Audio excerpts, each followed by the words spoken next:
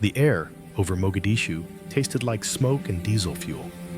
October 3rd, 1993. The kind of day that carves itself into a man's soul and refuses to let go. Thomas "Ghost" Mitchell pressed his eye against the Schmidt and Bender scope. His breathing controlled methodical. 3 stories up, a bullet-riddled building illustrates the key tactical that smelled of formations we'll be cordite covering today. and Pay fear. attention to the positioning and movement patterns. Below They'll be the critical for streets the upcoming crawled with militia fighters, thousands of them, all wanting American blood. The sun hammered down with African intensity, 103 degrees. Mitchell's ghillie suit trapped the heat against his skin, but his hands remained steady. 28 confirmed kills in the last 6 hours. His M40A3 had become an extension of his will. Through the scope, he tracked 4 Rangers pinned behind a burned-out vehicle, 200 meters east. Militia closing from 3 directions. The math was simple and brutal. Without intervention, those men had maybe 90 seconds left. Mitchell adjusted for wind, 12 miles per hour quartering right. The downtown corridor created unpredictable currents. He exhaled slowly, finding that space between heartbeats where the world goes quiet. The first shot dropped a fighter with an RPG. The second took down the man feeding ammunition to a Technicals mounted gun. The third and fourth cleared the alley. The Rangers moved. They'd live another day. "Ghost, this is Ironside. We're pulling out. All elements to Rally Point Bravo. You copy." Jack Donovan's voice crackled through the radio. Steady, professional. The voice of a man who'd been Mitchell's swim buddy through Bud S., his teammate, through a dozen operations across 3 continents. "Copy that, Ironside. I've got eyes on the exfil route. It's hot but manageable." Mitchell shifted position, scanning rooftops. The Little Bird helicopters were coming in low, threading between buildings, beautiful and desperate. The entire operation had gone sideways. What should have been a 30-minute snatch and grab had turned into a meat grinder. He provided overwatch as Donovan's element moved through the streets below. 5 SEALs moving fast, carrying 2 wounded. Mitchell dropped targets with mechanical precision. A fighter here, a spotter there, creating corridors of safety through pure violence. Then he saw it. The fighter on the adjacent rooftop 70 meters away. RPG-7 on his shoulder, lined up perfectly on Donovan's position. Mitchell didn't hesitate. The shot broke clean. The fighter dropped, but the RPG had already fired. The rocket-propelled grenade spiraled through the air with terrible beauty. Mitchell watched it arc toward the street below. Toward his friend, his brother. Jack RPG inbound. Donovan looked up, saw death coming. His body tensed to move, but the angle was wrong, the timing impossible. Mitchell watched Jack Donovan prepare to die. Then something changed in Donovan's trajectory. A violent shove from the side. Another SEAL, younger, faster, had seen the RPG a split second earlier. The tackle carried both men behind a concrete barrier. The explosion tore through the street. Shrapnel screamed in every direction. When the smoke cleared, Donovan was alive. Wounded, but breathing. The young SEAL who'd pushed him was not. Mitchell saw his friend's face through the scope, saw the moment Donovan realized he'd been saved, saw the cost of that salvation written in blood on the pavement. But Mitchell had no time to process, no time to grieve. More fighters were closing. He acquired targets, fired, reloaded, fired again, bought seconds and meters with copper and lead. The Little Birds came in, door gunners blazing. Donovan's team scrambled aboard, dragging their dead. Mitchell provided covering fire until the helicopters lifted away. "Ghost, you're cleared for exfil. Get to Rally Point Charlie. We've got extract waiting." Mitchell gathered his gear, moved toward the stairwell. That's when he heard the sound that still visits his nightmares, the distant whoosh of another RPG launch. He dove for cover. Wasn't fast enough. The explosion caught him mid-stride. The world became fire and force. He felt his body tumbling, felt ribs crack, felt something tear in his shoulder. When the ringing in his ears subsided, he was on his back. Couldn't feel his legs. Tasted copper. The ceiling above him had a hole torn through it. Through that hole he could see blue sky. Beautiful and indifferent. His radio was gone. His rifle was 10 feet away. Twisted metal and shattered wood. He could hear voices below. Somali voices. Angry. Hunting. Mitchell dragged himself toward a doorway, using just his arms. Left a blood trail behind him. His vision was narrowing. Shock setting in. He'd seen enough combat casualties to know what that meant. He found a corner, pressed his back against the wall, drew his Beretta M9. 14 rounds. Not enough. Never enough. The footsteps came closer. Multiple fighters. He could hear them checking rooms, kicking in doors. Maybe 2 minutes until they found him. Mitchell thought about his daughter, Sarah. His wife was 7 months pregnant when he deployed. He'd never met his child, never held her, never taught her the things a father should teach. He pulled out the small photograph he kept in his chest pocket. His wife radiant and pregnant, his future daughter. His world condensed into 3 by 5 inches. His radio, the backup unit on his belt, suddenly crackled to life. "Ghost, this is Ironside. What's your status? Come back." Mitchell keyed the mic with shaking hands. "Ironside, I'm hit. Bad. Can't move. They're coming." Silence. Then, "Location." "Doesn't matter, brother. Your wheel's up. I heard the birds leave. We're coming back for you." "Negative. You've got wounded. You've got the mission. You go home." "Ghost." "That's an order, Commander. You go home. You see your wife. You see your kids." Mitchell coughed, tasted more blood. "You tell my daughter. Tell her I wished I could have taught her to shoot. Tell her I love her. Tell her I died thinking about who she'll become."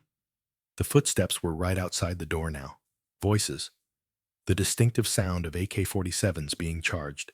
"Jack, promise me. Look after Sarah. Make sure she knows her old man wanted to be there." "Ghost, I swear to God. Promise me." A pause that lasted forever. "I promise, brother. I promise." The door burst open. Mitchell raised his Beretta. His vision was fading, but his purpose was clear. He'd buy Donovan 1 more minute, 1 more mile, 1 more chance to keep that promise.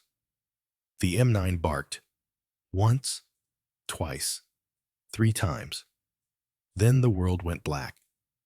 31 years later, the California sun felt different than the African sun, softer, kinder.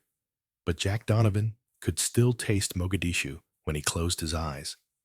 62 years old now. Gray in his hair and his beard. Lines carved deep around his eyes from squinting into too many scopes across too many deserts. Commander retired. Chief Instructor, Naval Special Warfare Center, Coronado.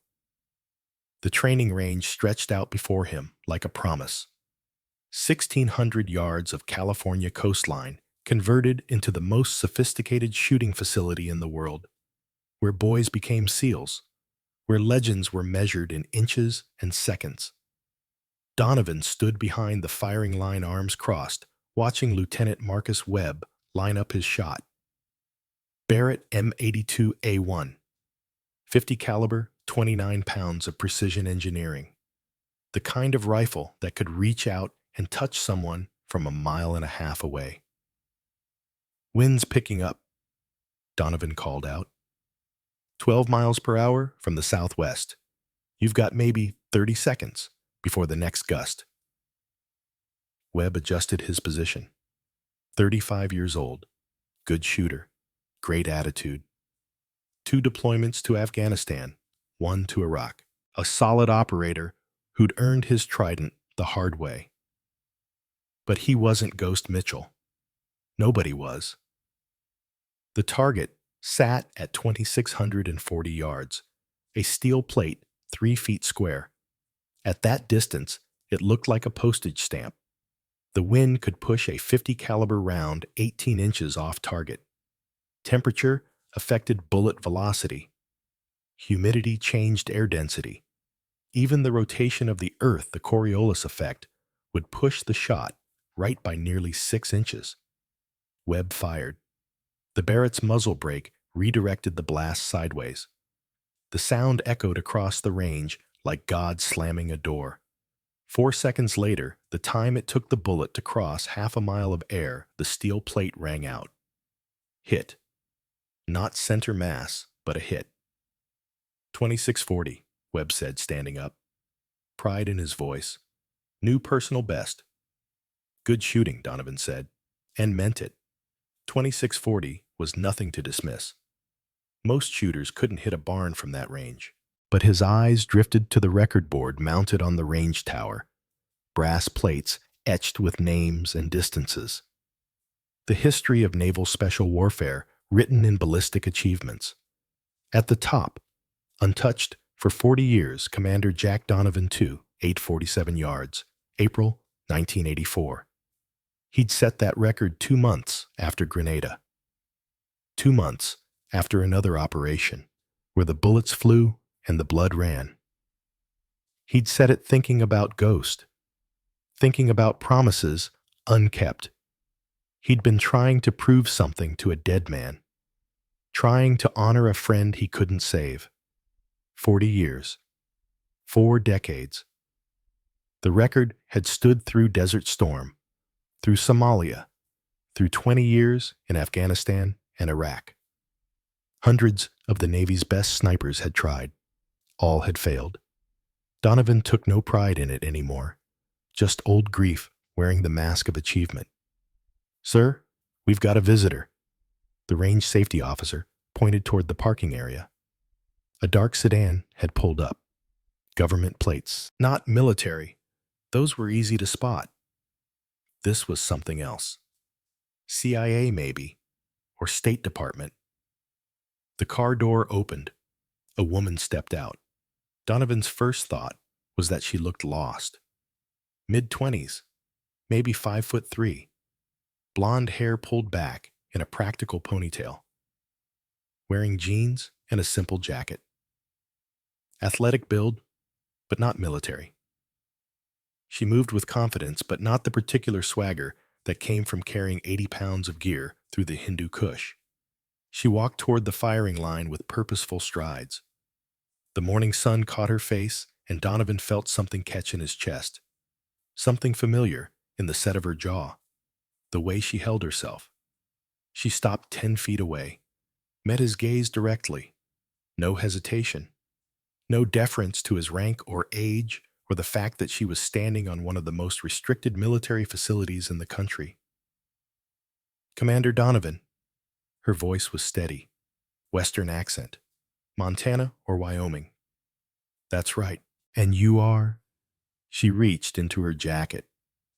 For a brief, trained instant, Donovan's hand moved toward where his sidearm would be if he were carrying.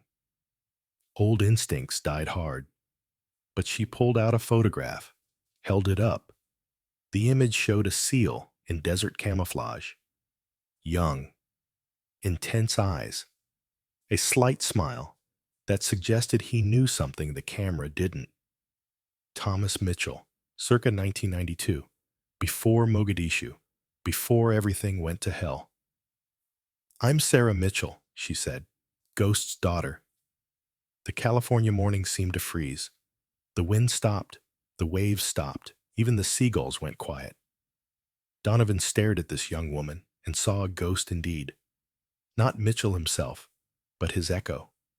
His legacy standing in front of him in jeans and a jacket. Sarah. The name came out rough. 31 years of guilt wrapped around 2 syllables. My God, you were not born yet when he died. She lowered the photograph. Mom was 7 months pregnant. He never met me. But you were there?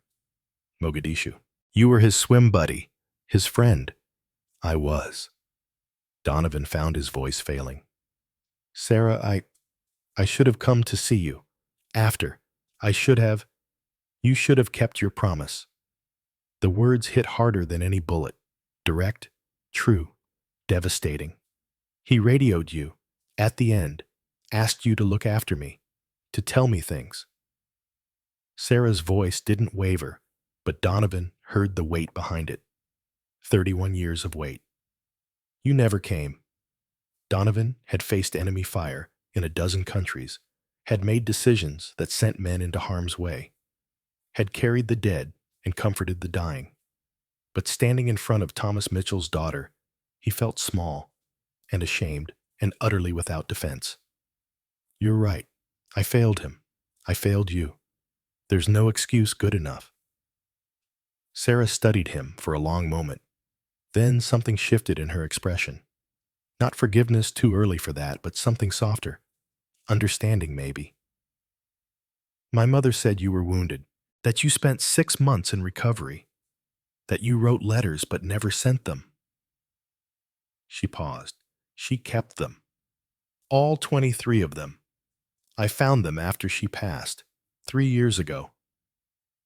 The California sun was too bright. Donovan's eyes were suddenly wet, and he didn't care who saw. I'm sorry about your mother. She was a good woman. Better than your father deserved. Better than I deserved. She never blamed you. Said war takes more than lives. Takes pieces of the survivors, too. Webb and the other instructors had backed away, giving them space. But Donovan could feel their attention. Could feel the weight of the moment pressing down like a physical force. Why are you here, Sarah? After all this time. She looked past him toward the range, toward the targets stretching into the distance, toward the record board with her father's friend's name at the top. I want to try. The range. The shot. Her eyes came back to his. Can I give it a try? The request was so unexpected that Donovan almost laughed, but there was no humor in her face, just determination, just purpose. Sarah, this is a SEAL training facility. The shooters here are the best in the world. I know. That's why I came. Webb stepped forward. Ma'am, with respect, this isn't a tourist attraction. That Barrett weighs 30 pounds loaded. The recoil can break an unprepared shoulder. And the range, I know what the Barrett weighs. I know the muzzle velocity is 2,800 feet per second. I know the ballistic coefficient of a 661 grain projectile. And I know that record board says 2847 yards. She turned to Webb. I also know you just shot 2640. Good shooting. But you dropped your shoulder on the trigger pull. That's why you hit 4 inches left of center. Webb's mouth opened, closed, opened again. How did you? Because I've been shooting since I was 4 years old. My mother taught me the basics. Said Dad wanted me to learn. To understand, it isn't about the gun. It's about the person behind it. Donovan felt the past and present colliding. Felt Ghost's presence like a physical thing. This woman, this young woman who'd grown up without her father, standing on a military range, requesting something impossible. Who trained you after you learned the basics? Sarah's expression changed. A small smile touched her lips. Pride and sadness mixed together. Carlos Hathcock. The name dropped like an artillery shell. Every shooter on the range turned. Carlos Hathcock, USMC legend. Vietnam War sniper with 93 confirmed kills. The man who once shot an enemy sniper through the enemy's own scope. The man who crawled 1,500 meters through enemy territory, taking 3 days to position one shot. Hathcock knew your father, Donovan said slowly. They met at a shooting competition. Camp Perry, national matches, 1992. Dad took 3rd place. Hathcock took 1st. They stayed in touch through letters. After Dad died, Gunny Hathcock made it his mission to find us. Showed up in Montana when I was 7. Said Ghost would have wanted me trained right. Came every summer for 9 years. She reached into her jacket again. This time, she pulled out a small worn notebook. Handed it to Donovan. He opened it. page after page of shooting data, range, weather, wind, results, all in careful, meticulous handwriting. The early entries were childish, unpracticed. The later entries were precise and professional, years of training documented in fading ink. Gunny Hathcock taught me everything: windage, elevation, reading mirage. When his health started failing in my teens, his former student gunnery sergeant Ron McMillan continued the training until I was 20, made me promise I'd use the skills to honor Dad's memory. Donovan looked up from the notebook. And what matters, Sarah? Honoring my father, keeping his legacy alive, proving that what he wanted to teach me, what Hathcock actually taught me, wasn't wasted. She gestured toward the range. So I'm asking again, can I give it a try? The request was impossible. She was a civilian, untested, unknown. The range was restricted to military personnel only. There were protocols, procedures, regulations. But Donovan looked into Sarah Mitchell's eyes and saw Ghost looking back, saw determination and skill and something else. Something he'd seen in every great operator he'd ever served with. That spark that separated the capable from the exceptional. One shot, he said. You get one shot. You handle the Barrett properly, follow safety protocols, and take your shot. But Sarah, this isn't a game. These men train for years to attempt what you're asking. I know, but I'm not asking to beat your record, Commander. I'm asking to honor my father's memory, to stand where shooters like him stood, to do what he wanted to teach me. She paused. And what you couldn't do, come find me, keep your promise. I'm here to tell you it's okay. I'm here to release you from that burden. Donovan felt 31 years of guilt crack open. Felt something shift in his chest. This wasn't about shooting. This was about redemption, closure, the kind of thing that couldn't be found in a bottle or a mission briefing or the bottom of the ocean. Webb set her up on the line, 2,600 yards to start. Webb looked incredulous. Sir, I don't think... That's an order, Lieutenant. The range went quiet. The other instructors gathered at a respectful distance. Word was spreading through the facility. Ghost Mitchell's daughter was on the line. This had to be seen to be believed. Sarah approached the Barrett like a priest approaching an altar. Reverent but confident, she checked the chamber clear, examined the bolt's smooth action, ran her hand along the barrel, clean, properly maintained, looked through the loopholed Mark IV scope, clear glass, proper adjustment turrets. This is set for a 200-yard zero, she said. I'll need to adjust for distance. How much? Webb asked. Testing her, Sarah didn't hesitate. 2,600 yards is 1,560 inches of drop with a 661 grain projectile at 2,800 feet per second, accounting for standard atmospheric conditions. That's approximately 85 minutes of angle elevation adjustment. Webb blinked. That's exactly right. I know. Sarah made the adjustments to the scope. Her movements were practiced efficient. Wind. Donovan checked his Kestrel weather meter. 12 miles per hour, southwest. Gusting to 15. That's 9 minutes, right? Plus Coriolis effect. At this latitude, call it 1 minute. Total 10 minutes windage. She was calculating ballistics in her head faster than most shooters could with a computer. Donovan felt a chill run down his spine. This wasn't just training. This was natural talent refined by the best teacher in history. Sarah laid down behind the Barrett, adjusted the bipod, settled her body into perfect prone position. Her breathing slowed, shoulders relaxed, cheek weld against the stock was textbook. Target is steel plate 2,600 yards center of range, Webb called out. Wind holding steady, you're clear to fire when ready. The range held its breath, 15 men watching one small woman with a rifle that outweighed her by a considerable margin. Sarah's finger touched the trigger. 2-stage pull. She took up the slack, paused, found that space between heartbeats. The Barrett roared, The muzzle brake directed the blast sideways in a perfect circle of disrupted air. Sarah's body absorbed the recoil, didn't fight it, just accepted it, and moved with it. The bullet crossed half a mile of air. 4.2 seconds later, the steel plate rang like a church bell. Center mass. Perfect hit. Complete silence. Then Webb whispered, "Holy shit." Sarah stood up, safed the weapon, stepped back from the line. Her face was calm, but Donovan saw the slight tremor in her hands. Adrenaline, or emotion, maybe both.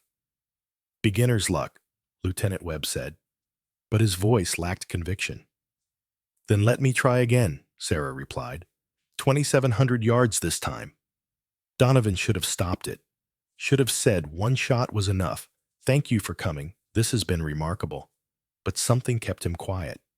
Some instinct that told him this moment was bigger than protocols, bigger than regulations. "Set the target." The range crew moved the steel plate.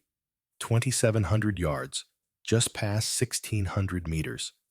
At that distance, the bullet would be in the air for nearly 5 seconds. The target would be smaller than a quarter held at arm's length. Sarah made her adjustments. More elevation. Slightly more windage.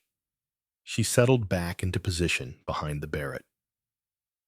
This time, Donovan knelt beside her, close enough to see the focus in her eyes, close enough to see her lips moving in silent calculation. "Your father was the best shot I ever served with," he said quietly. "Saved my life in Mogadishu. Not with his rifle, with his presence, his skill, his brotherhood. I think about him every day. Every single day, Sarah." She didn't look at him, kept her eyes on the target through the scope. "I know. That's why I'm here. To show you that his legacy didn't die in Somalia. It lived. It grew. It's here right now, behind this rifle." Her finger touched the trigger. Smooth pull. The Barrett spoke again. 5 seconds of flight. The plate rang, another perfect hit. Webb checked the spotting scope. Center mass, maybe 2 inches right of perfect center. "My God, she's actually—" "One more," Sarah said. Her voice was stronger now. 2,800 yards. "That's past my personal best," Webb said. "That's past everyone's best, except Commander Donovan's." Sarah finished. "I know. That's why it matters." The target moved again. 2,800 yards. Almost exactly 1,600 meters. At that range, a shooter had to account for everything: temperature, humidity, air pressure, Earth's rotation. A single degree of error in calculation meant a complete miss. Sarah stood from the line, walked 20 feet away, closed her eyes. Donovan watched her lips moving. Calculation or prayer? Maybe both.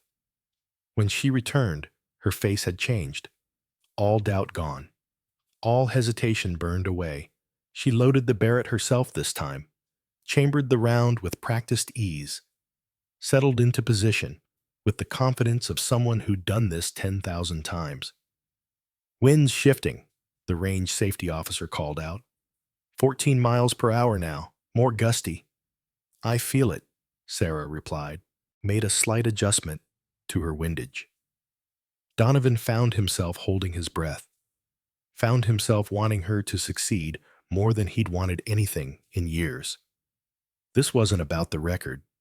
This was about Ghost, about promises, about an unborn daughter growing up without her father and still finding a way to honor him.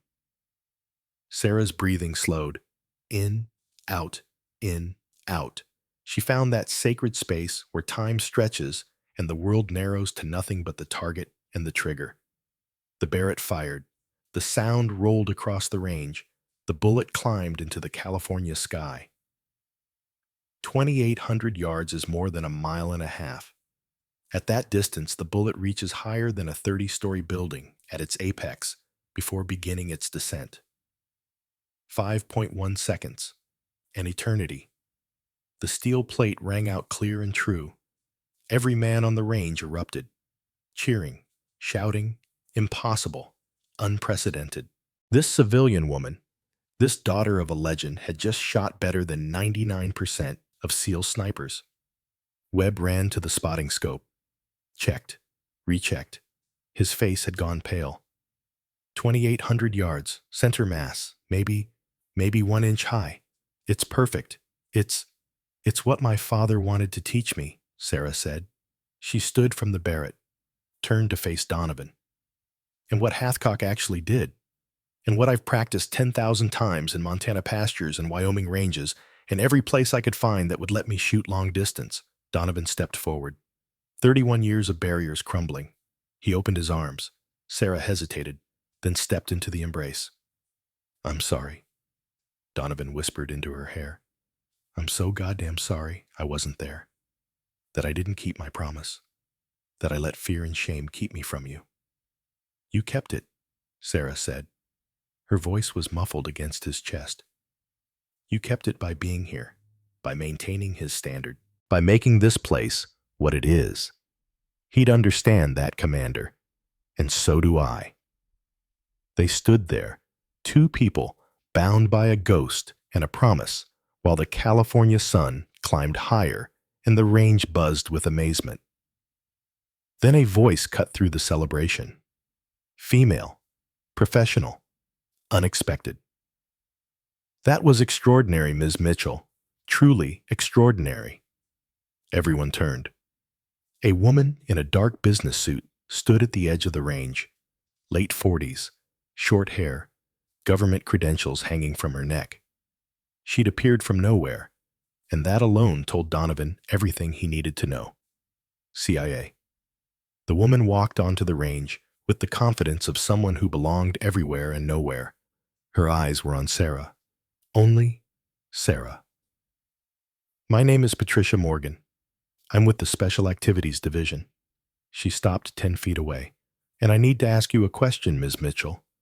That was impressive shooting, but the real question is, can you do it under pressure? Can you do it when lives hang in the balance? Can you do it when the target shoots back? Sarah's expression didn't change. Why are you asking? Morgan pulled out a tablet, tapped the screen, turned it to show Sarah and Donovan. The image showed a compound, mountains, Middle Eastern terrain, high-resolution satellite photography, and in the center, marked with a red circle, a single building. Because we need a shooter. We need someone exceptional. Someone who can make a shot that nobody else can make. Someone who doesn't exist in any military database. Someone expendable enough that if things go wrong, the government can deny they were ever there. What's the target? Donovan asked, his training overriding his shock. Not what. Who? Morgan swiped the tablet. A new image appeared. A man, 60s, gray beard, hard eyes, tribal clothing. Zahir Khan, warlord, former Mujahideen, current terrorist facilitator, and the man who has Senator Richard Caldwell held hostage in Afghanistan. We have 48 hours before Khan executes the senator on camera for propaganda. Sarah was staring at the image of Khan. Something had shifted in her face. Something cold and focused. What's the required shot distance? She asked. 2,923 yards. Morgan's voice was flat. From the only vantage point that provides line of sight without detection. It's the longest shot we've ever attempted. Our best military snipers have said it's impossible. The wind alone, I can make it. Sarah interrupted. You sound very confident. I am, but I have a question first. Sarah's eyes hadn't left Khan's image. This man, Zahir Khan, where was he in 1993? Morgan's expression flickered. Surprise. How did you answer the question? A long pause. Then, Somalia. He was an intelligence broker, sold information to various factions, including General Idid, including information about American force positions and movements. The range had gone completely silent. Every man there was special operations. Every man there understood what was being said, what was being implied. Sarah's voice was ice. Task Force Ranger. October 3rd, 1993. The Battle of Mogadishu. Khan sold them our positions. That's classified information. My father died that day. SEAL team operator Thomas Ghost Mitchell. Khan's information led directly to the ambush that killed him. Sarah finally looked up from the tablet. Met Morgan's eyes. You didn't come here by accident. You knew who I was, what I could do, and you knew I'd have a personal reason to accept this mission. Morgan didn't blink. Yes. That's manipulative. That's necessary. The senator dies in 48 hours if we do nothing. And Khan walks away to kill more Americans. I need a shooter who can make an impossible shot. But more than that, I need a shooter who wants to make it. Who has a reason beyond duty, beyond country. She paused. I need someone with a personal stake. Donovan stepped between them. Absolutely not. Sarah, this is my choice, Sarah finished. This is my choice. Commander. You're a civilian. You have no combat experience, no tactical training. This is a suicide mission, and they're using your father's death to manipulate you into accepting. Everything you said is true, except the last part. Sarah looked at him. They're giving me the chance to finish what Dad started, to honor him properly, to eliminate the man who took him from me before I even existed. Ghost wouldn't want this. He wouldn't want you risking your life. My father died doing exactly this, risking his life for a mission, for his brothers, for something bigger than himself. Her voice softened. You of all people know that, Jack. You were there. You know why he stayed, why he made that last stand. Donovan did know, had lived with that knowledge for 31 years. Morgan stepped forward. If you accept, you won't be alone. We'll build a team. Professional operators, the best we have. Their job will be to get you into position, provide security, and extract you after the shot. She looked at Donovan. We want Commander Donovan to lead that team. No, Donovan said immediately. I'm 62 years old. I'm retired. I'm the only man she'll trust, Morgan finished. The only man who knew her father. The only man who can turn this from a mission into a promise kept. The words hit home. Donovan felt them settle into his chest like stones. Sarah was watching him. I won't go without you. I can't. You're my connection to him, to what this means. 31 years. 31 years of guilt and shame and promises unkept. 31 years of training young SEALs while the ghost of Thomas Mitchell looked over his shoulder. Donovan looked at the tablet, at Zahir Khan's face, at the man who'd sold out Task Force Ranger, who'd indirectly killed one of the best men Donovan had ever known. Then he looked at Sarah, at determination that reminded him so much of Ghost. One condition, Donovan said. If this goes sideways, if the mission compromises, we abort. No heroics, no last stands. I didn't keep your father alive, but I'll be damned if I don't bring you home. Sarah nodded. Agreed. Morgan pulled out her phone, made a call. We're green. Assemble the team. Wheels up in 18 hours. She ended the call, looked at both of them. Welcome to the most classified operation you'll never be able to talk about. You succeed, you save a senator, and eliminate a high-value target. You fail. She let the sentence hang. We don't fail, Sarah said. Her hand touched the photograph of her father in her pocket. Not this time. Not for him. Donovan felt the weight of command settling back onto his shoulders, felt the years dropping away, felt purpose igniting like a flame. Then we'd better get to work. We've got 18 hours to build a team and plan an impossible mission. He looked at Sarah. Think you can handle a Barrett for 2,900 yards instead of 2,800? Sarah smiled. Her father's smile. Confident and dangerous and absolutely certain. I'm ready. Let's finish what my father started. The California morning had changed. What started as a routine training day had transformed into something else, something historic. something that would either end in triumph or tragedy. Webb approached quietly. Sir, if you're building a team, I volunteer. Whatever she just did, that wasn't luck. That was skill. And if we're going into hell, I want to be there. Other voices joined in, operators volunteering, men who'd seen Sarah Mitchell do the impossible and wanted to be part of what came next. Morgan was already making calls, arranging transport, pulling strings that stretched from Coronado to Kabul to Washington, D.C. Donovan looked at the record board, at his name at the top. 40 years untouched. Sarah, one more thing. Before we go, before this mission starts, I need you to understand something. She turned to face him. That record up there, 2847 yards, I set it trying to honor your father, trying to prove something to myself, trying to cope with survivor's guilt. He paused. But if you want to try to break it before we leave, I think Ghost would love that. I think he'd want his daughter standing at the top of that board. Sarah looked at the board, at Donovan's name, at the number that had stood for 4 decades. 2851, she said. Just 4 yards more, just enough to make the point. The range crew was already moving the target, 2,851 yards, 4 yards past the record that had stood since 1984. Sarah loaded the Barrett one more time, settled into position. The sun was higher now.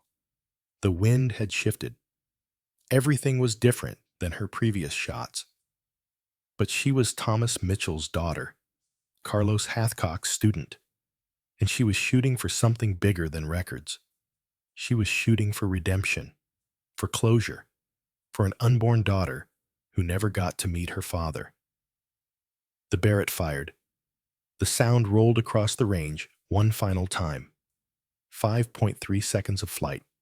The steel plate rang out crystal clear. Webb checked the spotting scope.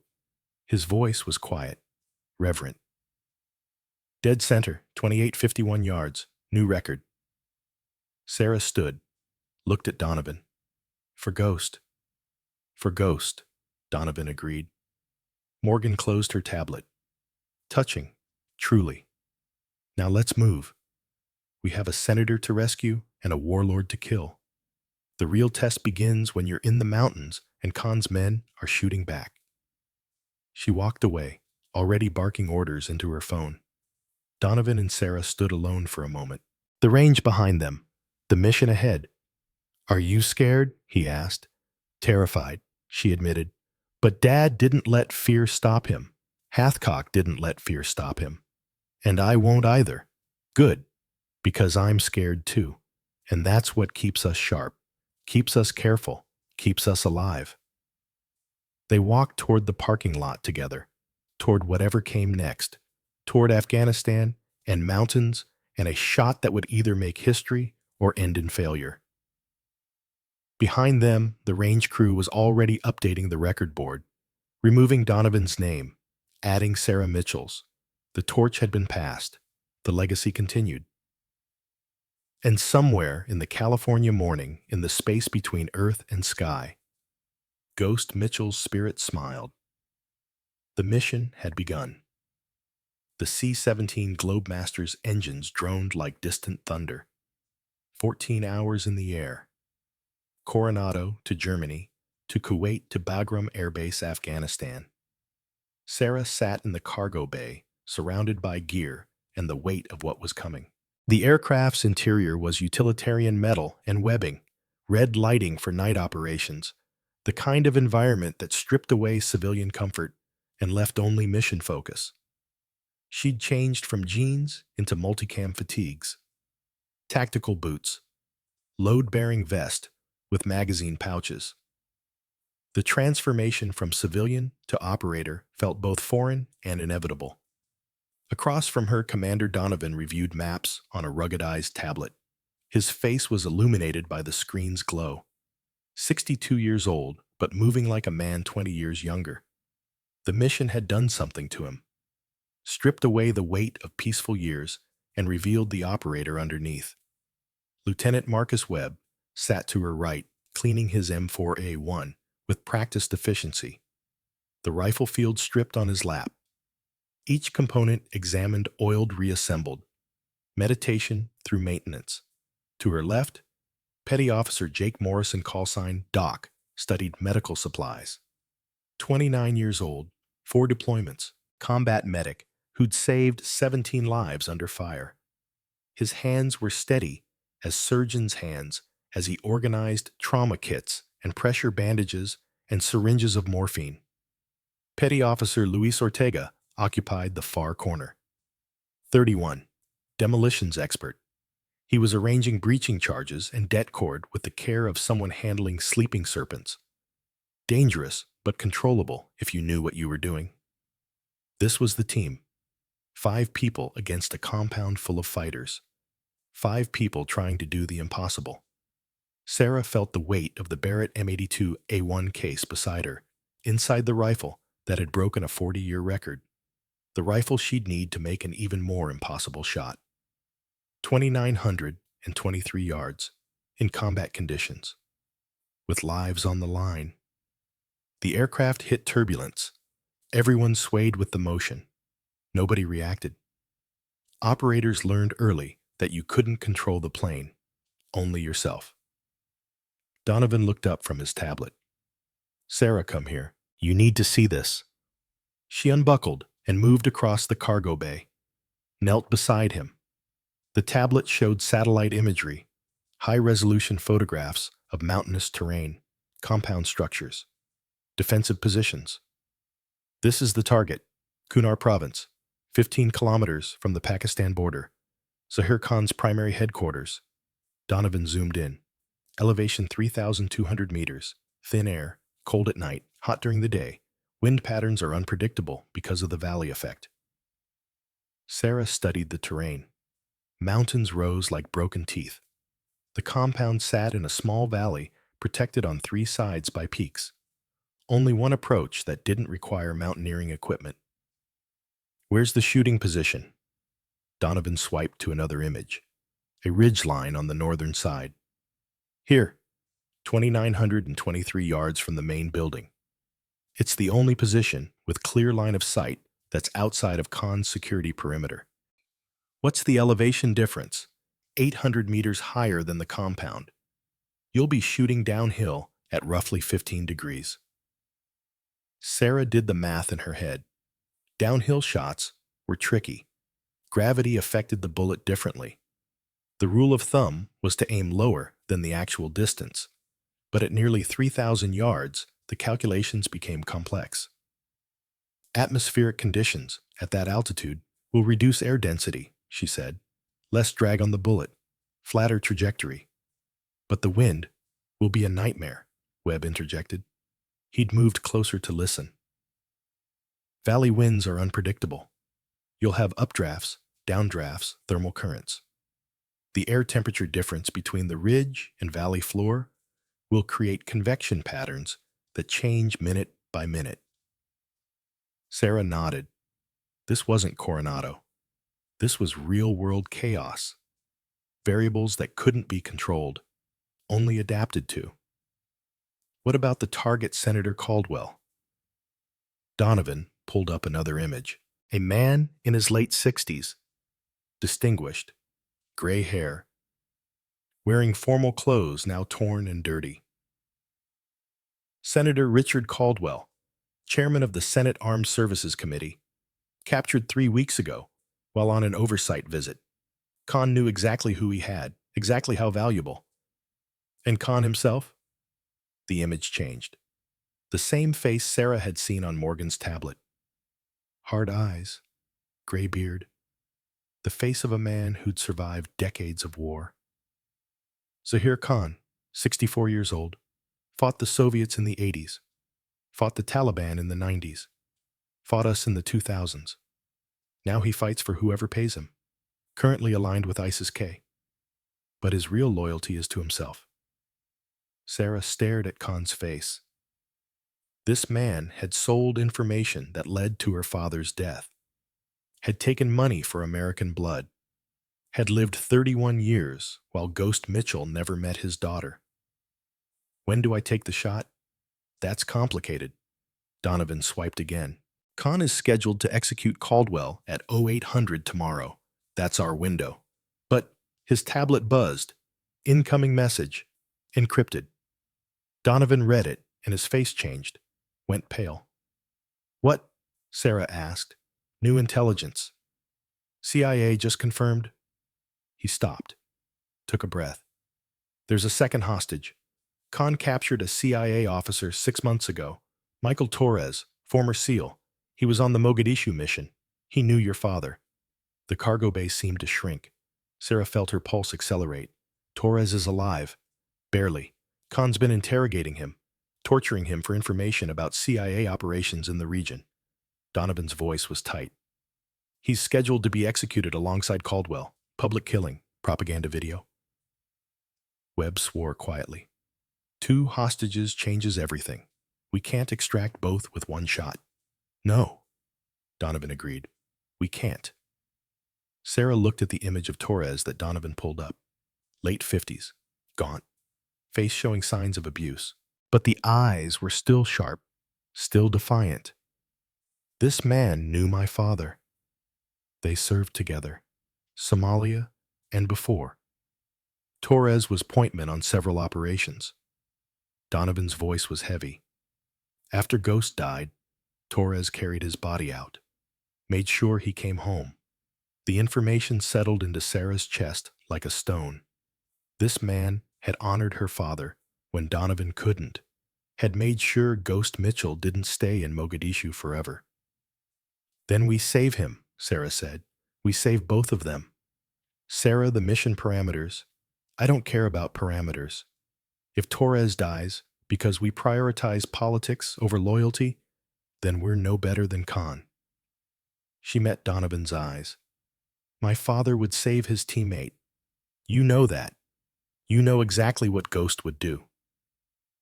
Donovan held her gaze, then nodded slowly.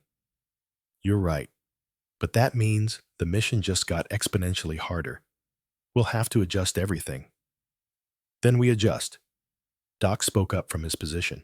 Sir, if we're extracting 2 hostages, we'll need more medical supplies. Torres has been captive for months. He'll likely need immediate treatment, dehydration, malnutrition, possible infections. Add what you need to the loadout, Donovan said. Ortega, we might need diversionary explosives if we're doing a full compound assault. I've got D8 cord and C4. Can rig something that'll make them think we're a full platoon. Ortega's grin was wolfish. These guys haven't fought real SEALs in a while. Time to remind them why they should be scared. The aircraft's intercom crackled. 30 minutes to Bagram. Secure all equipment. The team moved with practiced efficiency. Gear checked. Weapons verified. Mental preparation for what came next. Sarah found herself standing at the cargo bay door, looking out the small window. Below Afghanistan, spread out in browns and grays. Harsh terrain. Unforgiving landscape. The graveyard of empires. Donovan approached, stood beside her. You don't have to do this. Even now, even after everything, you can walk away. Could you? If someone gave you the chance to save your teammates, to eliminate the man responsible for Ghost's death, could you walk away? No. Then neither can I. They stood in silence. The engines droned. Afghanistan grew closer. Your father used to stand like this, Donovan said quietly, before operations, looking out at whatever country we were about to jump into. I'd ask him if he was scared. He always said the same thing. What? Terror is just focus wearing a mask. Feel it, use it, but don't let it run the show. Sarah smiled despite everything. That sounded like the father she'd never known. The man who'd written letters to his unborn daughter, who'd wanted to teach her to shoot tin cans off fence posts, who'd promised he'd come home. The aircraft began its descent. Bagram Air Base appeared below. Sprawling military installation carved out of Afghan desert, runways and hangars, and endless rows of concrete barriers. Home to thousands of American personnel. Command Center for the war that never seemed to end. The C-17 touched down with barely a bounce. Hydraulics whined. The rear ramp lowered, letting in Afghan air. Hot, dry, smelling of dust and jet fuel. A woman stood waiting on the tarmac. Patricia Morgan, CIA. She looked exactly as she had in Coronado. Dark suit, professional demeanor, eyes that missed nothing. "Welcome to Afghanistan," she said as the team descended the ramp. "I hope you enjoyed the flight, because that's the last comfortable thing you'll experience for the next 48 hours.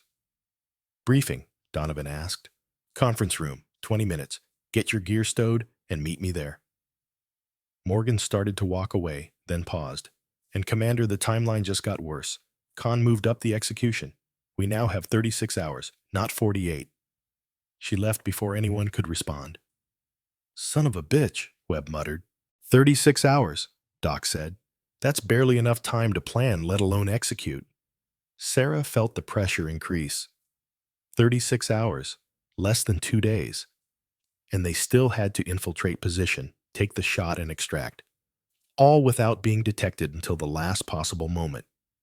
Ortega was already loading gear onto a truck. "Then we'd better move fast. Standing around complaining won't change the clock." The team grabbed their equipment and followed. The briefing room was sterile. White walls, fluorescent lights, a large screen dominating one wall. Maps covered a table, satellite images pinned to a board. The detritus of intelligence work spread across every surface. Morgan stood at the head of the table. Beside her, a man in army fatigues. Colonel, older, weathered face. "This is Colonel Rains. He runs JSOC operations in this sector.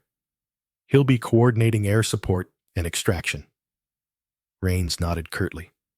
"I'll be blunt. This mission is borderline insane. The distance, the terrain, the timeline. My recommendation was to send in a full SEAL team or wait for better opportunity. I was overruled." His eyes found Sarah. "No offense, but you're a civilian. This isn't a shooting range. This is combat." "I understand that, sir." "Do you? Because if this goes wrong, you won't get a second chance. Khan will kill you slowly. Make an example. Put it on the internet for the world to see." Sarah held his gaze. "My father died in combat, Colonel. I understand the risks better than most." Something shifted in Rain's expression. Not quite respect, but recognition. "Thomas Mitchell, I heard about Mogadishu. Heard he died hard." "He did. Then I'll give you what I'd give him if he were here. Complete honesty. Your odds of success are maybe 30%. Your odds of survival, if things go wrong, are near zero. This compound is in disputed territory. If you're captured, the U.S. government will deny your existence. There will be no rescue mission, no prisoner exchange. You'll simply disappear." Morgan cut in. "Thank you for the optimism, Colonel. Now let's discuss the actual plan." She activated the screen. The compound appeared in 3 dimensions. Buildings, walls, guard towers. Every detail mapped from satellite imagery and drone reconnaissance. Khan's compound, fortified, approximately 40 fighters. Mix of ISIS-K, Taliban defectors, and local militia. Heavily armed. RPGs, machine guns, small arms. 2 technical trucks with mounted 50 cals. The image rotated, showed the valley approach. "The only practical insertion point is here, 8 kilometers north. We'll insert by helicopter at 2300 hours tonight. From there, you trek 6 hours through mountain terrain to reach the observation position." Donovan studied the route. "That's rough terrain, in the dark, carrying full combat loads plus sniper equipment."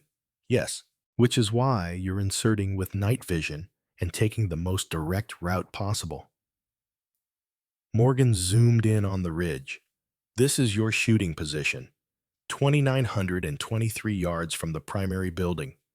800-meter elevation advantage. Clear line of sight." "What about enemy patrols?" Webb asked. We've observed patrols out to 5 kilometers from the compound. Irregular schedule. Usually 2 to 4 man teams. Taliban mostly. Not particularly well trained, but they know the terrain. Rules of engagement. Avoid contact if possible. If contact is unavoidable, weapons free. But understand that any firefight before you reach position compromises the mission. Khan will move the hostages. Change the schedule. You'll lose your window. Sarah traced the route with her finger. 6 hours through hostile territory, in the dark, trying to be invisible. The difficulty was stacking up exponentially. Once we're in position, what's the timeline? Execution is scheduled for 0800. That gives you approximately 30 minutes of good light. Dawn is 0530. You'll want to be positioned and calibrated before first light. And after the shot, extraction here. Morgan indicated a clearing 3 kilometers east of the shooting position. You'll have 3 minutes from shot to extraction. We'll have MH-60s in the air. The moment Khan goes down, they come in fast. Get you out before the entire compound realizes what happened. 3 minutes, Doc said. That's not a lot of time to cover 3 clicks in mountain terrain. It's what you have.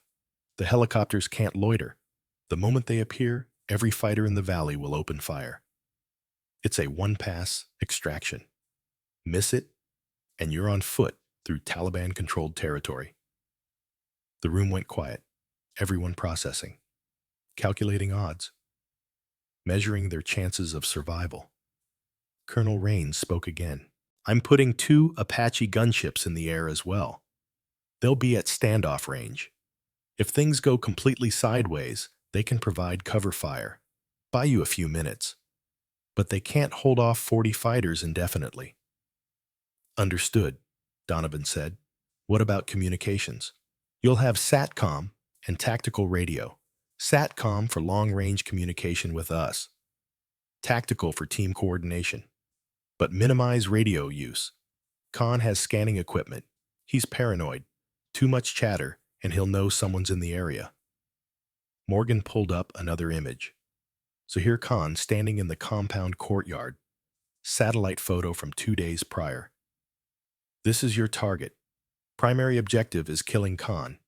Secondary is recovering the hostages. But understand, if you can't get both hostages out, Caldwell is the priority. He's the senator. Torres is the case officer. Politically, Caldwell matters more. Sarah felt her jaw tighten. Torres matters to me. I understand that, but I need you to understand the political reality. If you have to choose, I won't have to choose, Sarah interrupted. I'll make the shot count. Morgan studied her. You're very confident. I broke a 40-year record yesterday. I can make this shot. On a range, in California, with no pressure except pride. Morgan's voice was sharp. This is different. This is combat. Variables you can't control. Stress you can't imagine. And if you miss, a U.S. senator dies on camera, and we lose any chance of getting Torres out. I won't miss. The words hung in the air. Absolute, certain, maybe foolish. But Sarah meant them with every fiber of her being. Donovan cleared his throat. We need equipment. Barrett M82-1 that Sarah's been practicing with. Ammunition, cleaning supplies, plus standard loadout for the team. Already arranged. Your gear is being prepped now. You'll have 2 hours to check everything, make adjustments, and rest. Morgan glanced at her watch. Wheels up at 22:30. That gives you... She paused, calculating. 11 hours. Use them wisely. The briefing ended. The team filed out. Sarah found herself walking across the base with Donovan. The Afghan sun was brutal, heat radiating off concrete, mountains in the distance shimmering with thermals. You should rest, Donovan said. Get some sleep. You'll need it. I'm not tired. Doesn't matter. Operational discipline. Sleep when you can, because you never know when you'll get another chance. They reached the barracks building where the team was billeted. Temporary quarters. Bunks and lockers and harsh fluorescent lights. Sarah set her gear on an empty bunk. Webb was already there, lying down with his eyes closed. Not sleeping. just conserving energy. Doc was organizing medical supplies. Ortega was double-checking detonators. Donovan sat on a bunk across from Sarah. Talk to me. What are you thinking? That this is insane. That the odds are terrible. That we're probably going to die. And I'm doing it anyway. Because Torres saved my father's body. Because Khan needs to die. Because some things matter more than survival. Donovan nodded slowly. That's the right answer. The wrong answer would be pretending you're not scared. Fear keeps you sharp, makes you careful. It's the operators who think they're invincible that get killed. Were you scared? In Mogadishu, terrified, every second. But Ghost, your father, he had this way of making fear feel manageable. He'd crack a joke, make some ridiculous observation, remind us we were human beings, not just weapons. Tell me something about him, something I don't know. Donovan was quiet for a long moment. Then, he sang, terribly. Couldn't carry a tune to save his life. But before every operation, he'd hum this song, Don't Worry, Be Happy. Bobby McFerrin drove everyone crazy, but it became this ritual. We'd hear him humming, and we'd know everything was going to be okay, even when it wasn't. Sarah smiled despite everything. Mom never mentioned that. Some things are just for the guys who were there. The little moments that don't make it into official records. The human parts that get lost in the mission reports. He paused. He loved your mother. Talked about you constantly even though you weren't born yet. Had the ultrasound picture in his gear. The last thing he saw before he died was probably that image of his future daughter. The words should have hurt. Instead, they felt like a gift. A piece of her father she'd never had. Thank you for telling me. Thank you for letting me be part of this. For giving me a chance to finish what I started 31 years ago. A loudspeaker crackled. Alpha Team report to Armory for equipment check. Alpha Team to Armory. The team moved as one, down corridors, through security checkpoints, into the Armory where their equipment waited. The Barrett M82A1 sat in its case. Sarah opened it with reverent hands, lifted the rifle, checked the action, the scope, the barrel. Everything perfect, exactly as it had been in Coronado. Beside it, ammunition. 50 rounds of 50 caliber BMG, 661 grain projectiles. Each round capable of punching through concrete walls, designed to kill vehicles. But today, designed to kill one specific man from nearly 2 miles away. Webb was checking his M4A1, Doc his medical kit, Ortega his explosives, each man in his element, each preparing for the violence that was coming. The armorer, a grizzled sergeant with 30 years in, approached Sarah. You're the shooter. Yes. He looked her up and down, not dismissive, assessing. Heard you broke Donovan's record. That true? 2851 yards. He whistled low. Hell of a shot. You think you can do it again under pressure? I don't think. I know. Confidence. I like that. He handed her a small case. Cleaning kit. Extra firing pins. Emergency repair tools. That Barrett is solid, but machines break. Especially in this country. Sand gets everywhere. Destroys optics. Gums up actions. Keep it clean. Keep it maintained. I will. And miss, he paused, your father was a good man. I was stationed in Mogadishu. Not on that mission, but I heard about it. Heard about Ghost. He saved a lot of lives that day. I hope you get the son of a bitch who killed him. Sarah felt her throat tighten. That's the plan. The team spent the next hour checking every piece of equipment, every magazine, every battery, every strap and buckle and seal. In special operations, attention to detail was the difference between success and death. Donovan gathered them in a corner of the armory, Listen up. We've got 8 hours until insertion. I want everyone to rest, eat, hydrate, get your head right. This is a volunteer mission. If anyone wants to back out, now's the time. No judgment, no questions. Nobody moved. Good. Then understand this. We're going into hell. We're going to do something that's probably impossible.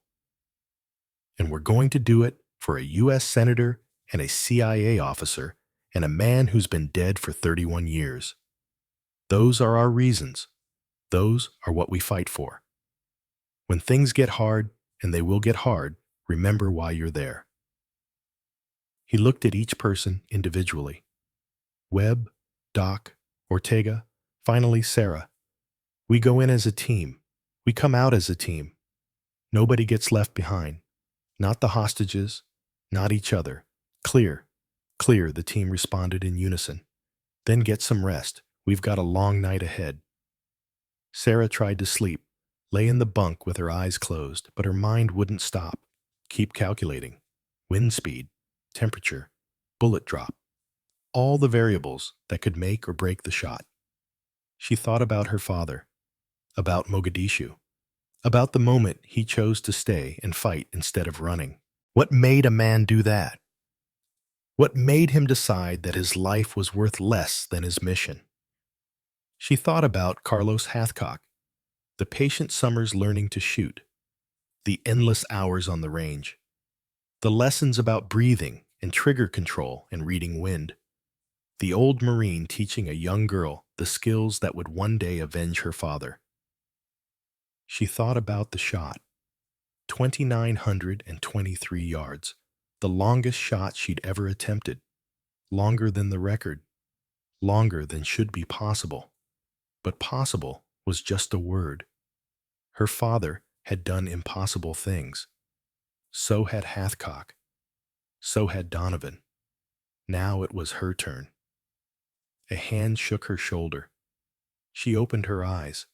Webb stood over her. It's time. Sarah sat up, checked her watch. 2,200 hours. Time had somehow slipped away. The pre-mission rest period was over.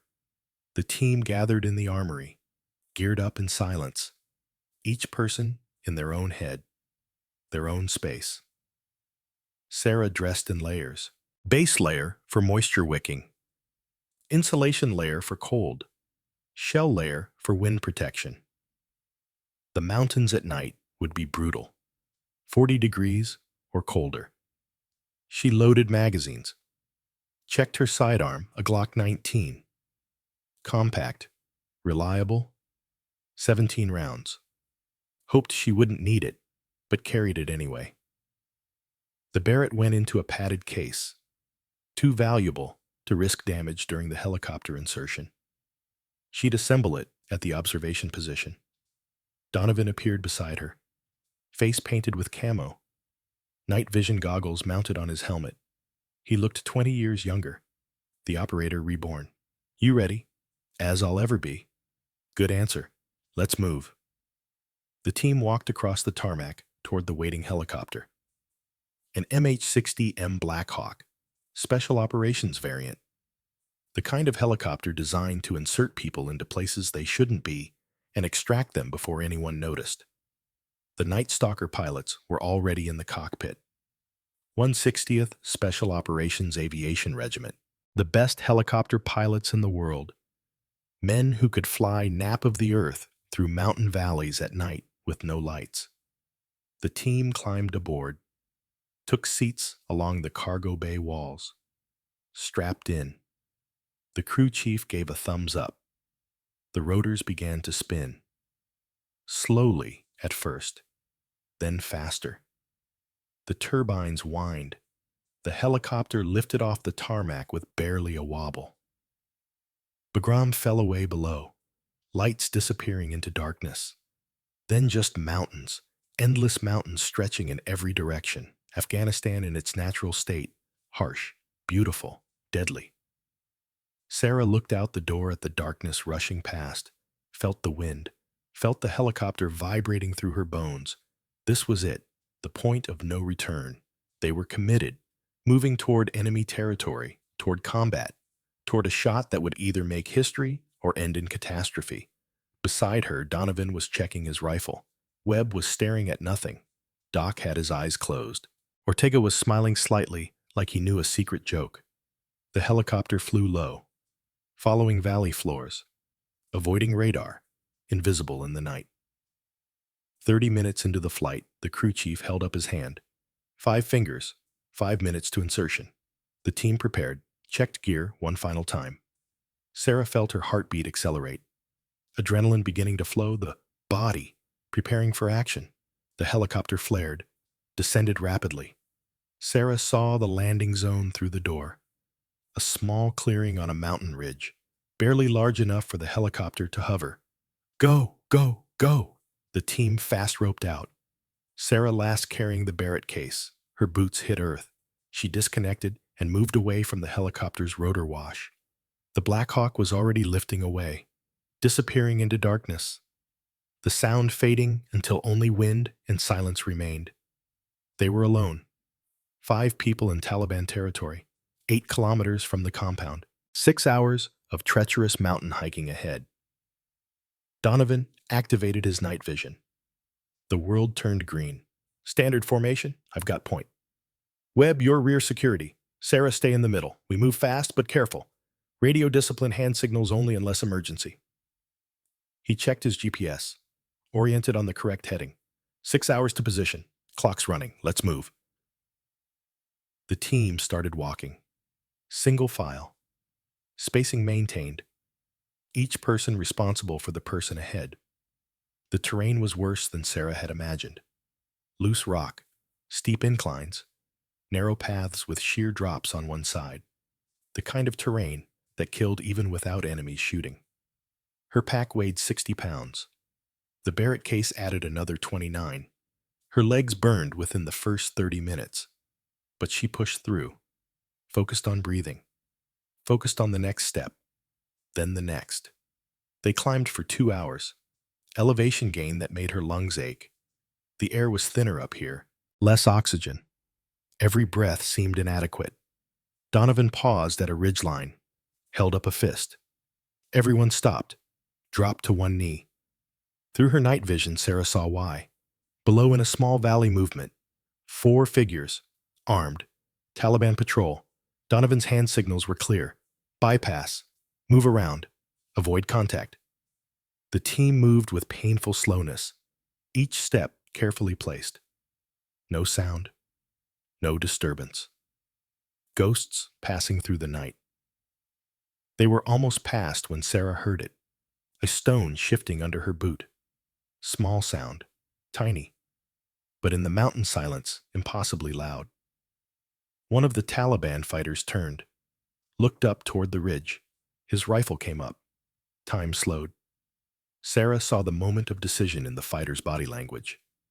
Saw him preparing to call out, to alert his companions, to compromise everything.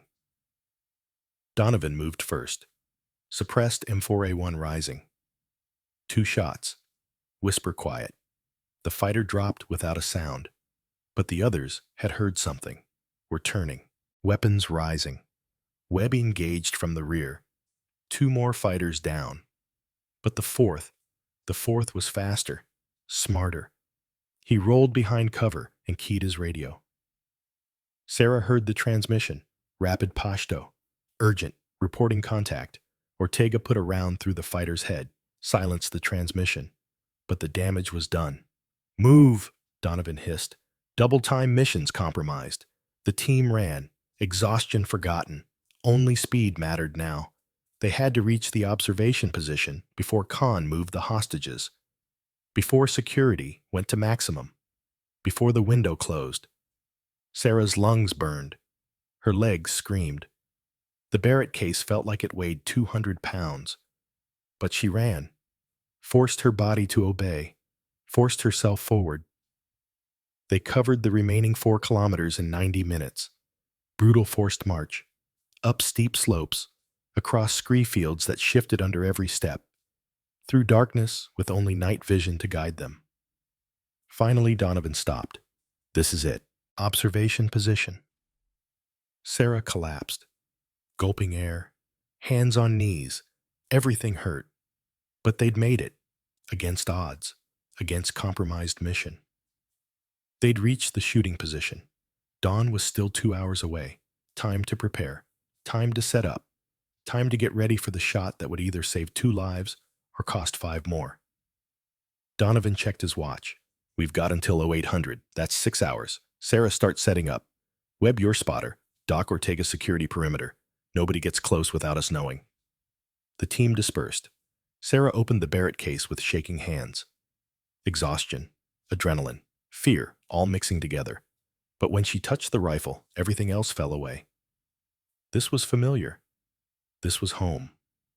This was what her father had wanted to teach her, what Hathcock had actually taught her, what she'd practiced 10,000 times. She assembled the Barrett with practiced efficiency, attached the scope, checked the action, loaded ammunition. Webb set up the spotting scope beside her, began ranging the compound. 2,923 yards, confirmed. Target building is the large structure center compound. Sarah looked through her scope. The compound was dark, few lights. Security seemed normal. Maybe the Taliban patrol's radio call hadn't been clear. Maybe Khan didn't know operators were in the area. Or maybe he knew and was preparing a trap. Donovan's radio crackled. Patricia Morgan's voice, encrypted, distant. Alpha Team, this is Control. We've intercepted communications.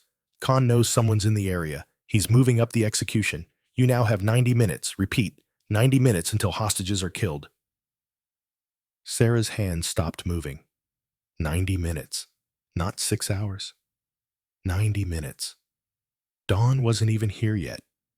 The light would be terrible. The wind would be unpredictable. They'd have almost no time to calibrate. Donovan looked at her. Can you make the shot in the dark with 90 minutes? Sarah looked through the scope at the compound, at the building where Zahir Khan waited, where Senator Caldwell and Michael Torres were imprisoned, where her father's killer had lived free for 31 years. She thought about impossible shots, about records broken, about promises kept. Then let's make it count, she said quietly. Donovan smiled, grim but genuine. Then let's get to work. We've got 90 minutes to do 6 hours of preparation. Webb, start calling wind. Doc, Ortega, tighten that perimeter. If anyone comes up this ridge, I want to know before they take their first step. The team moved with renewed urgency. Sarah began her calculations. Wind speed, temperature, humidity, air density at this altitude. Bullet drop over nearly 3,000 yards. The numbers were brutal. At this range, she'd be aiming almost 80 feet above the target to compensate for bullet drop. The wind would push the round sideways by 15 feet or more. The Coriolis effect would add another 6 inches. Spindrift from the rifle's twist rate would push it right by 3 more inches. And she had to hit a man, a moving target, in poor light, with one shot, because there would be no second chance. The moment she fired, Khan would either die or disappear. The hostages would either be saved or executed. Everything came down to this moment, this shot, this chance to honor her father and save lives and eliminate evil. Sarah pressed her eye to the scope, began the long process of becoming one with the rifle, with the wind, with the mountains and the distance and the impossible mathematics of ballistics. Somewhere in the compound below, Zahir Khan was waking up, preparing for his propaganda execution, unaware that Ghost Mitchell's daughter was aiming at his heart from nearly 2 miles away. The sky began to lighten, dawn approaching, the world turning from black to gray to the first hints of gold. And Sarah Mitchell prepared to take the longest shot of her life. Dawn came to the Hindu Kush like a slow revelation. First gray, then silver, then gold spreading across the mountains. The compound below emerged from darkness. Buildings taking shape, walls becoming visible, guard towers silhouetted against the brightening sky. Sarah had been behind the barret for 2 hours, motionless, every muscle locked into position, her breathing synchronized with the rhythm of the mountains. She'd become part of the landscape, part of the rock and wind and cold morning air. Webb lay beside her with the spotting scope. His voice was barely a whisper. Winds shifting, now 14 miles per hour, quartering from 2 o'clock, gusting to 18. Sarah made minute adjustments to her scope. The reticle danced across the compound, guard walking the perimeter, technical truck parked near the main gate. Everything looked routine, normal, like this was just another day. But it wasn't. In 60 minutes, 2 men would die unless she did the impossible. Through her scope, she watched the compound wake up. Fighters emerging from barracks, morning prayers, someone starting a fire for cooking. The mundane rituals of life continuing even in a place dedicated to death. Donovan was 5 meters behind her monitoring radio traffic. Doc and Ortega held the perimeter invisible in the rocks. The team had contracted into itself. 5 people alone in hostile mountains. 5 people trying to change the outcome of history. Temperatures rising, Webb said. Currently 52 degrees. Should hit 60 by 0800. Temperature affected air density. Warmer air was less dense, less resistance. Bullets flew faster, flatter. Sarah recalculated in her head. The adjustments were small, but critical. At this range, a single degree of scope adjustment meant 18 inches at the target. Her hands were steady despite the cold, despite the exhaustion, despite the knowledge that her father's killer was down there, living and breathing, while Ghost Mitchell lay in a Montana cemetery, never having met his daughter. Movement, Webb said sharply. Main building, door opening. Sarah shifted her aim. Through the scope, she saw figures emerging. 4 guards, rifles slung. They were dragging something. Someone. 2 men, bound, beaten. One older gray-haired, Senator Caldwell. The other gaunt mid-50s. Michael Torres, the man who'd carried her father's body from Mogadishu. They were thrown to the ground in the compound's central courtyard, 20 yards from the main building. Clear line of sight from Sarah's position. Range check, Sarah whispered. Webb adjusted his spotting scope. 2,923 yards to courtyard center. Elevation angle 14.3 degrees downhill. Sarah calculated. Downhill shots were deceptive. Gravity affected the bullet, less when shooting at a downward angle. She'd need to aim slightly lower than the actual distance suggested. Treat it like a 2,800-yard shot for elevation, but keep the full wind calculation. More figures emerged from the building. Fighters, maybe 15 of them, forming a semicircle around the hostages, creating an audience for the execution. Then he appeared. Zahir Khan. 64 years old, but moving with the confidence of a man who'd survived decades of war. Gray beard, traditional Afghan clothing. AK-47 slung across his back. He walked to the center of the courtyard like a king surveying his domain. Sarah felt her finger touch the trigger. Every fiber of her being wanted to pull it, wanted to end him, wanted to balance the scales that had been tilted since October 3rd, 1993. But she held, waited, watched. Khan was speaking. Sarah couldn't hear the words, but she could see his gestures. Theatrical, performative. A man who understood propaganda. Who knew this execution would be filmed and distributed. Another blow against America. Another demonstration of power. A fighter appeared with a camera on a tripod. Set it up. Pointed it at the hostages. This was really happening. The execution was minutes away. Sarah, Donovan's voice in her ear. Quiet. Steady. CIA says you have clearance. Take the shot when ready. Negative, Sarah whispered back. Not yet.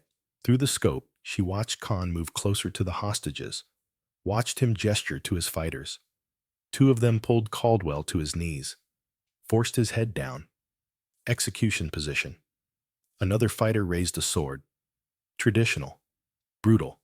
The kind of killing designed for maximum psychological impact. Sarah's world narrowed. The scope, the target, the distance. Nothing else existed. Not the cold, not the exhaustion, not the fear, just the shot. But something was wrong. The geometry was wrong. Khan stood behind the executioner, behind the guards. If she shot the executioner, the guards would immediately kill both hostages. If she shot Khan, he was partially obscured. Not a clean shot. Maybe 60% of his body visible. And she only had one bullet. One chance. Webb sensed her hesitation. What are you waiting for? The shot's not there. Too much obstruction, too many variables. Sarah, we're running out of time. She knew. Could see the executioner testing his sword. Could see Caldwell's shoulders shaking. The senator knew death was seconds away. Torres beside him, too weak to even raise his head. Then Sarah saw it. Behind Khan. Against the main building's wall. Propane tanks. 4 of them. Clustered together. Used for cooking. For heat. Pressurized. Explosive if ruptured. Her mind calculated with lightning speed. The tanks were 20 feet behind Khan. If she hit them center mass, the explosion would be catastrophic. Would kill Khan. Would kill or disable the guards around the hostages. Would create chaos. But the shot was even harder. Smaller target. Partially hidden behind a low wall. And she'd need perfect placement. Hit too low, the bullet would strike the wall. Hit too high, it would punch through the tanks without detonating. Webb ranged to the propane tanks, behind Khan, against the wall. Webb adjusted his scope. Calculated. Same distance, 29-23.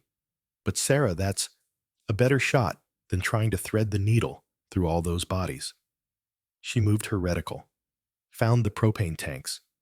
They were maybe 3 feet tall, 18 inches wide.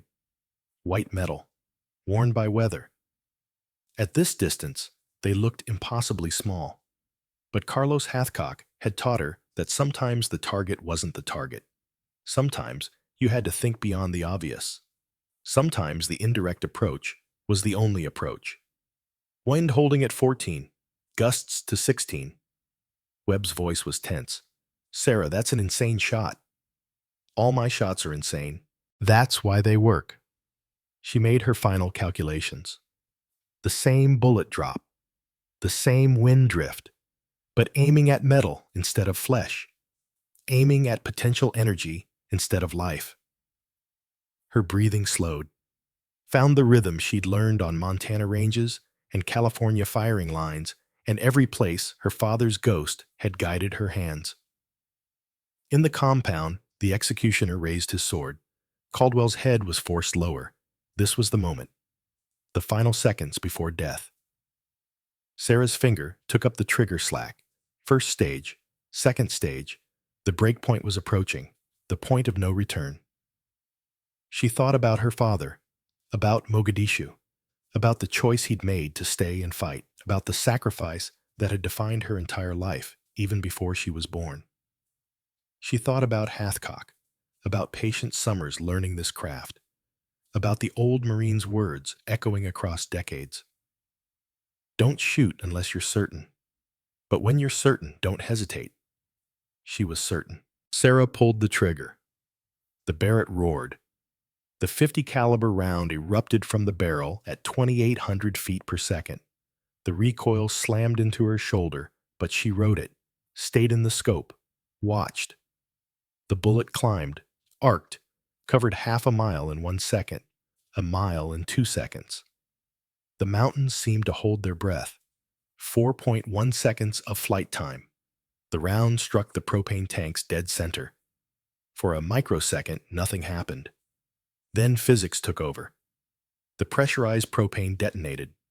The explosion was massive. A fireball erupted against the building. The shockwave radiated outward. 3 more tanks detonated in sympathetic explosion. The blast grew exponentially. Through her scope, Sarah watched Zahir Khan vanish in fire. Watched the guards thrown backward. Watched the executioner's sword fly from his hands as he was hurled to the ground. The entire compound erupted in chaos. Fighters running, screaming. The technical truck's alarm blaring.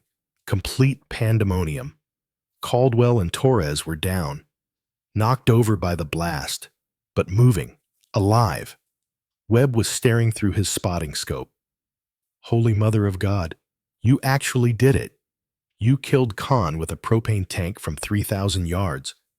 But Sarah wasn't celebrating, was already moving. Safing the Barrett, breaking it down.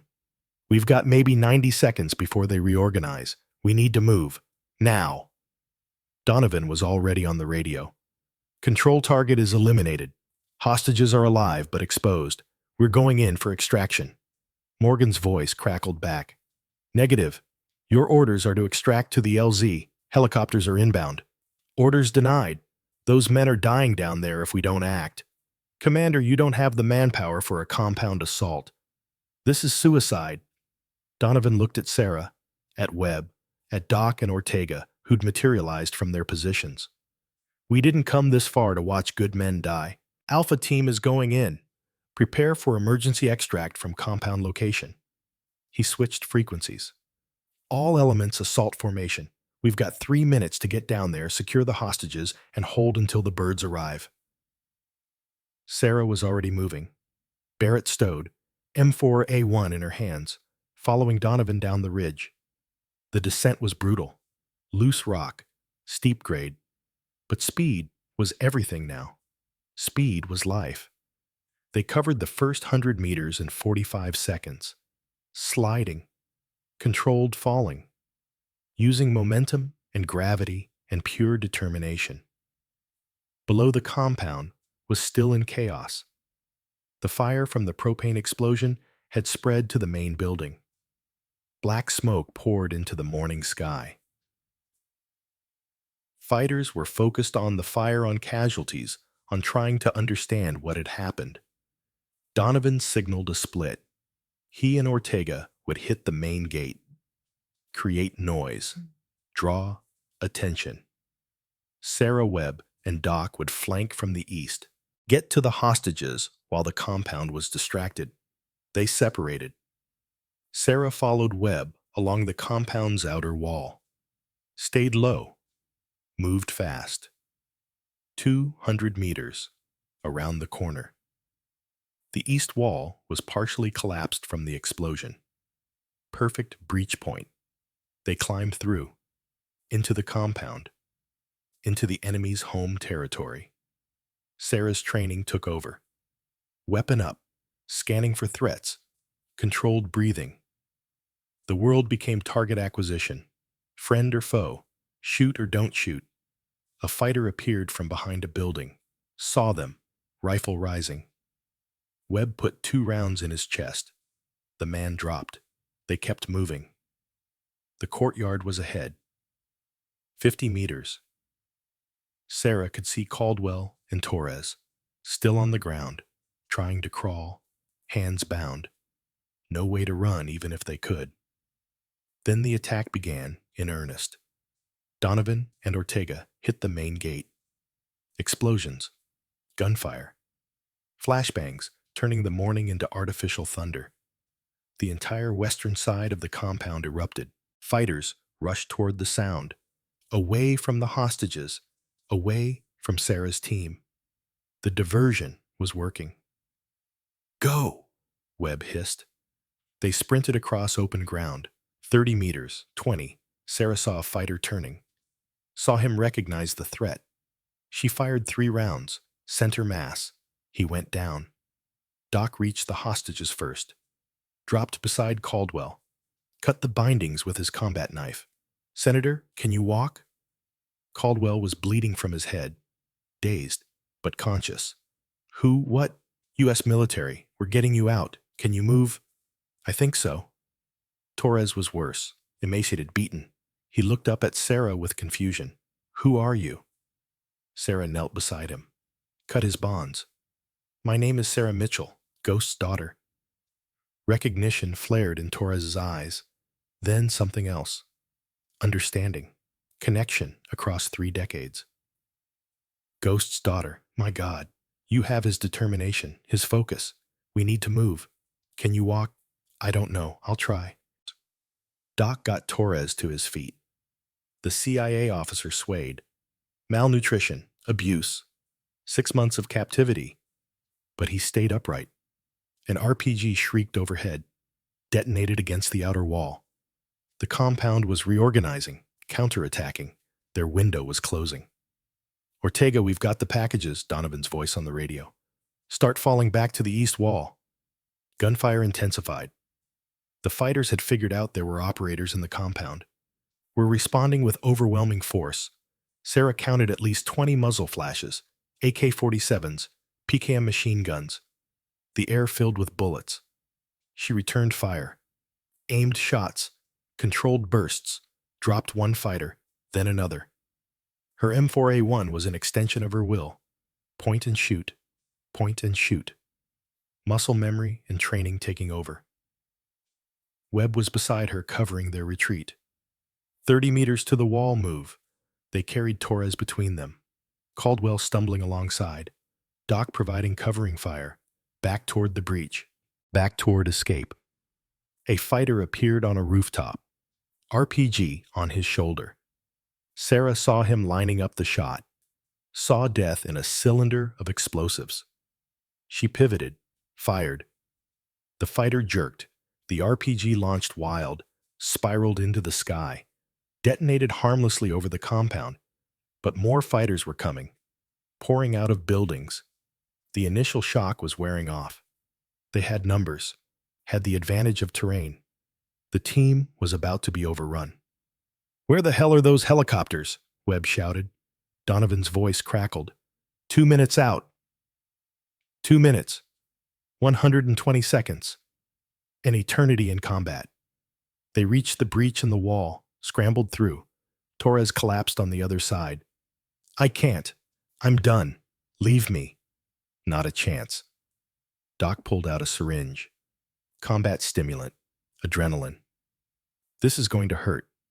He jabbed it into Torres's thigh. The CIA officer gasped. His eyes went wide.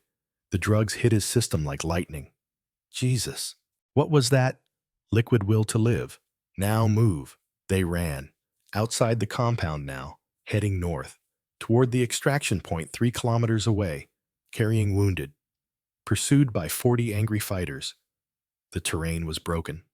Rocky. Providing some cover. But they couldn't outrun bullets. Couldn't outrun an enemy who knew every meter of this ground. Sarah ran beside Donovan. We're not going to make 3 clicks. Not with 2 wounded. I know. Then we need to make a stand. Buy time for the helicopters to reach us. Donovan looked at her, saw her father looking back. The same determination. The same willingness to sacrifice. You're right. Webb, Ortega, find defensible position. We're making a stand. Ahead, a cluster of boulders. Natural fortification. They scrambled into position. Set the hostages in the center. Weapons out. Facing back toward the compound. The fighters were coming. Sarah could see them. Maybe 20 in the lead element. More behind. All armed, all angry. All wanting blood. Conserve ammunition, Donovan ordered.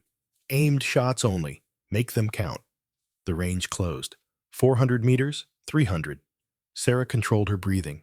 Found